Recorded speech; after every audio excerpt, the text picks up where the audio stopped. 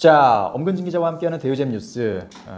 어제 전해드린 것의 연장선상으로 양도소득세 신고와 관련해서 주의할 사항들을 오늘은 좀 정리를 해보겠습니다. 양도소득세 작년에 부동산을 2번 이상 매매 거래하신 분들은 양도 차익이 발생했을 가능성이 크고요. 그리고 그것을 예정 신고는 하셨겠지만 과연 이제 한 해 동안의 어떤 그 양도 차익을 합산을 제대로 해서 최종 예정 신고를 하셨는지, 만약에 그게 되신 분들은 상관없지만 안 되신 분들은 이번에 6월 1일까지 다시 한번 확정 신고를 하셔야 된다라는 부분이 가장 중요한 부분이고요. 다만 이 과정에서 제대로 신고가 안 될 경우에는 또 그거에 따른 불성실 신고에 대한 가산세를 맞을 수도 있기 때문에 제대로 정확하게 신고를 하시는 것이 중요합니다. 대충 하면 절대 안 됩니다. 전문가들의 도움을 받는 것이 가장 좋은데요. 만약에 좀 그래도 별거 아닌데 또 전문가 도움을 받기가 그렇다 그러면 어쨌든 이번 영상을 잘 보시면서 어떤 부분을 주의해야 하는지, 가장 많이 틀리는 부분들을 중심으로 살펴보면서 내가 해당이 되는지, 그리고 또 어떤 부분들을 유념해야 되는지를 확인해 보도록 하겠습니다. 자, 첫 번째는 이 양도 가액과 관련된 잘 틀리는, 실수하기 쉬운 그런 사례입니다. 우리가 이제 부동산을 매매하게 될 때 토지를 거래할 수도 있고 건물만 거래할 수도 있고, 주택인 경우에는 토지와 건물을 같이 일괄 양도하는 경우가 많죠. 그런데 그 가격이 잘 책정이 되어 있는, 이미 구분이 되어 있는 그런 부동산이면 상관이 없는데 그것이 명확하지 않은 부동산도 있을 수 있습니다. 그런 경우에 토지와 건물을 일괄 양도하는 경우에 감정평가 같이 합리적인 근거가 없이 임의로 토지값과 건물값을 내가 책정해서 양도차익을 신고하는 경우에는 잘못될 가능성이 큽니다. 국세청에서, 세무당국에서 그것을 인정하지 않을 가능성이 있다는 것이죠. 밑에 이제 예시가 있는데요. 예를 들어서 토지와 건물을 5억 원에 양도를 하는데, 이제 토지와 건물의 가액을 정확히 확인할 수 있는, 입증할 수 있는 근거가 없는 상황에서 그냥 임의로 토지는 2억 원, 건물은 3억 원으로 개인적으로 책정해서 양도소득세를 신고했다. 이런 경우에는 문제가 될 소지가 있다는 것이죠. 감정평가 같은 합리적인 근거 자료가 있어야 세무당국에서 인정을 해준다는 것이기 때문에 이런 부분들은 전문가의 도움을 꼭 받으시길 바라겠습니다. 자, 두 번째 사례 역시 양도 가액에 관련된 부분입니다. 어떻게 보면은 상당히 가장 많은 부분일 수도 있겠는데요. 부담부 증여에 대한 내용입니다. 부담부 증여라고 하면 예를 들어서 내가 부동산을 증여를 하는데 대출이나 어떤 전세 보증금 같은 채무를 같이 이제 증여를 하는 그런 것이죠. 이렇게 되면은 장점은 증여 가액을 낮출 수 있는 장점이 있고요. 대신 이런 경우에는 또 양도소득세가 발생하기 때문에 그 부분을 정확하게 체크해서 계산을 해야 되는 것이 중요합니다. 근데 이 과정에서 이제 실수를 하는 경우가 많고, 그 과정에서 채무 감소분에 대해서 양도소득세를 빼먹거나 혹은 과소신고하는 경우가 발생하기 쉽습니다. 그래서 이런 부분들, 부담부 증여를 하는 경우에는 꼭 잘 체크를 하셔야 된다. 밑에 이제 부담부 증여에 대한 설명이 나와 있습니다.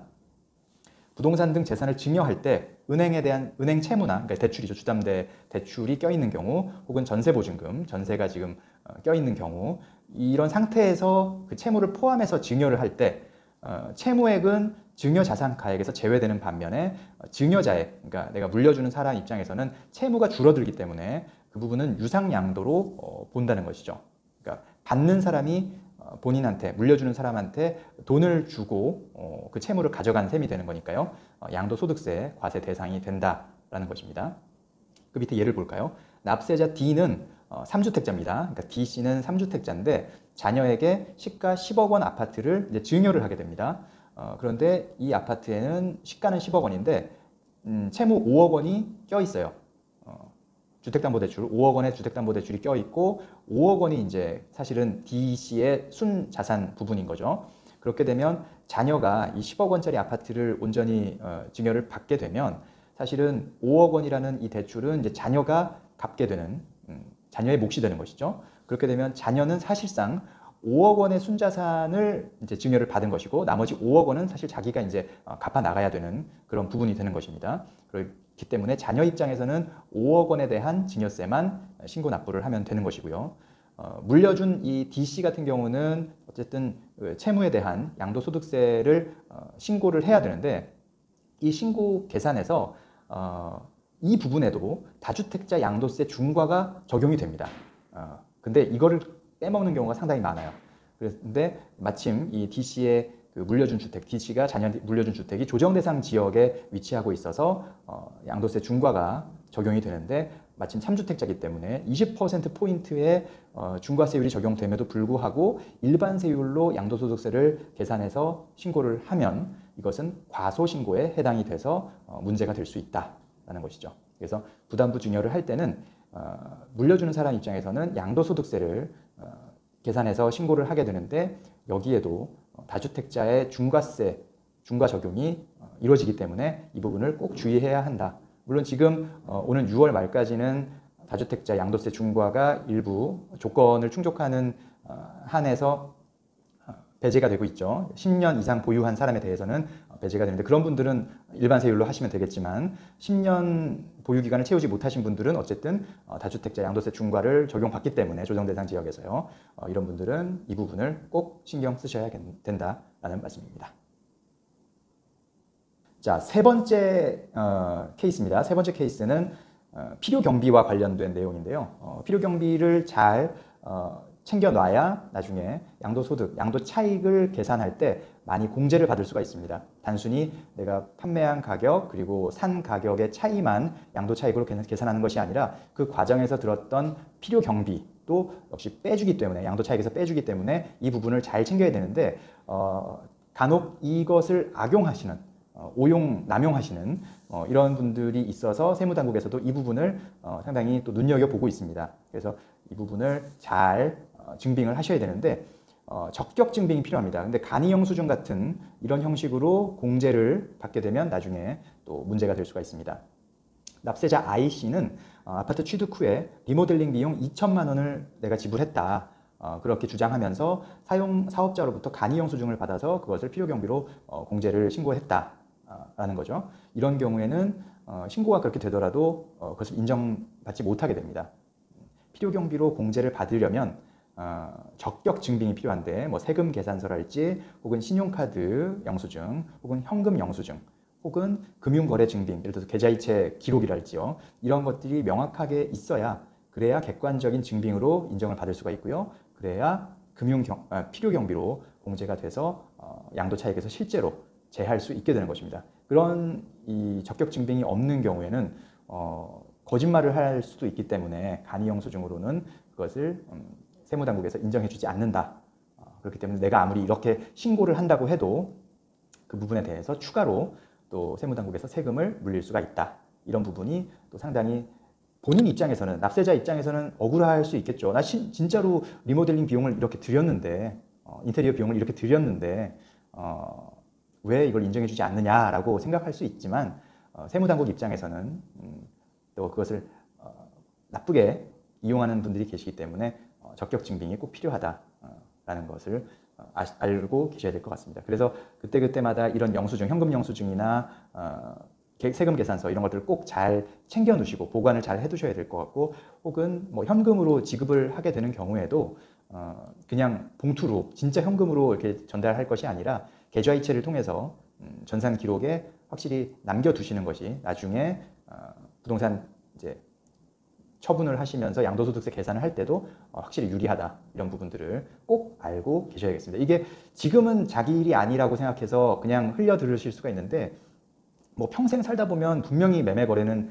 이루어지게 되고 그러면 그때 가서 뒤늦게 후회해봤자 다음번에는 꼭 챙겨야지라고 해봤자 다음번은 또 언제 내가 부동산 매매 거래를 할지 모르거든요. 이게 평생 부동산 거래를 안 할 수도 있는 거고 매매 거래를 아니면 평생 한 번만 할 수도 있는 건데 이거를 이번에는 내가 못했는데 다음에는 꼭 해야지 이런 생각을 하시면은 결국 그 혜택은 영영 못 받을 수 있습니다. 그렇기 때문에 이 영상을 보시고 미리미리 체크해 두시고 이런 것들을 잘 챙겨야 되겠구나 생각을 해 두시는 것이 좋겠습니다. 자, 네 번째 사례입니다. 네 번째 사례는 비과세 관련된 또 헷갈리기 쉬운 내용인데요. 주거용 오피스텔을 갖고 계신 분들이 많죠. 네, 일반 주택, 아파트도 갖고 있고 주거용 오피스텔도 갖고 있는 경우 이런 경우에 이거는 오피스텔이니까 주택수에 안 들어가는 거 아니야? 라고 생각하시고 아파트만 생각하셔서 나 1주택자니까 양도세 비과세를 받을 수 있겠지? 라고 생각하고 세무당국에서 모르는 거 아니야? 라고 이제 고의로 그렇게 하실 수도 있고, 아니면 진짜 내가 몰라서 부동산에 대한 지식이나 상식을 몰라서 그래서 주택에서 제외하고 비과세 신청을 하는 경우가 있을 수 있는데 이 경우도 해당되지 않습니다. 납세자 LC는 1주택 그리고 주거용 오피스텔 한 채 이렇게 보유하고 있어서 2주택자입니다. 그런데 만약에 그 주택 부분을 먼저 양도를 하게 되면 어쨌든 2주택인 상태에서 아파트를 매도하게 되는 거지 않습니까? 그렇다면 양도소득세 과세 대상인 거죠. 1주택자가 아니니까. 그렇기 때문에 뭐 중과 여부를 떠나서 어쨌든 양도소득세를 내야 하는데 이분 입장에서는 주거용 오피스텔은 머릿속에서 깜빡한 거죠. 아예 잊어버리는 거죠. 사람이 그럴 수가 있습니다. 내가 실제로 부동산을 갖고 있지만, 소유하고 있지만 실제로 그냥 내가 아파트를 팔면 그래 나 아파트 한 채밖에 없으니까 1주택자겠지. 정확히 알아보지 않고. 그런데 주거용 오피스텔은 여기에 들어가기 때문에, 왜냐하면 우리 세법에서는 사실상 지금 현재 어떻게 쓰이고 있는지가 되게 중요합니다. 그렇기 때문에 공부상 용도가 오피스텔임에도 불구하고 사실상 주거용으로 사용하는 건물은 주택으로 보고 있습니다. 세법에서.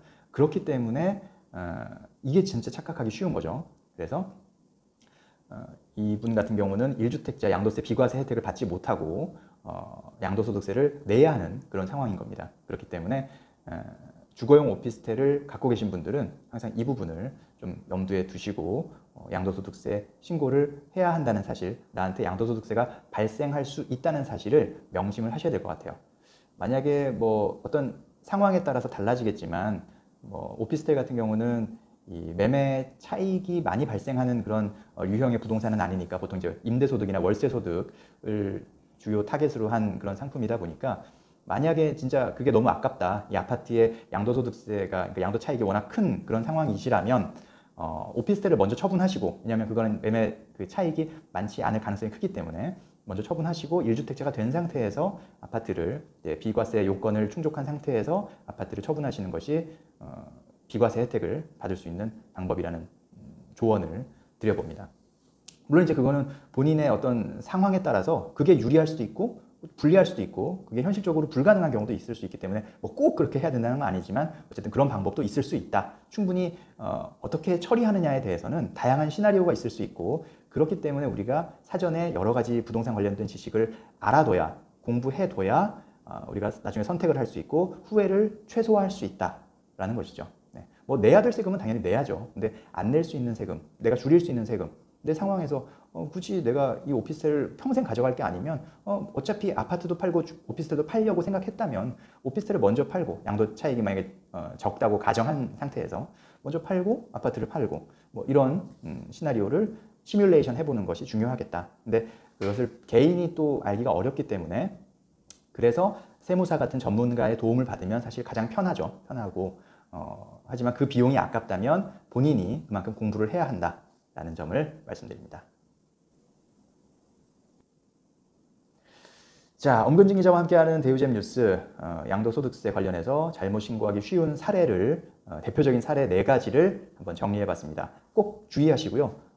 또 헷갈리시는 내용 있으면 질문 달아주시거나 혹은 내용을 좀 확인해 보시는 것이 좋겠습니다. 저도 추가적으로 또 실수하기 쉬운 그런 사례에 대해서 정리할 기회가 있다면 추가로 또 정리를 해보겠습니다. 양도소득세 잘못 신고하기 쉬운 사례 꼭 주의하십시오. 엄근진 기자와 함께하는 대우잼 뉴스, 오늘은 여기서 마치겠습니다. 감사합니다.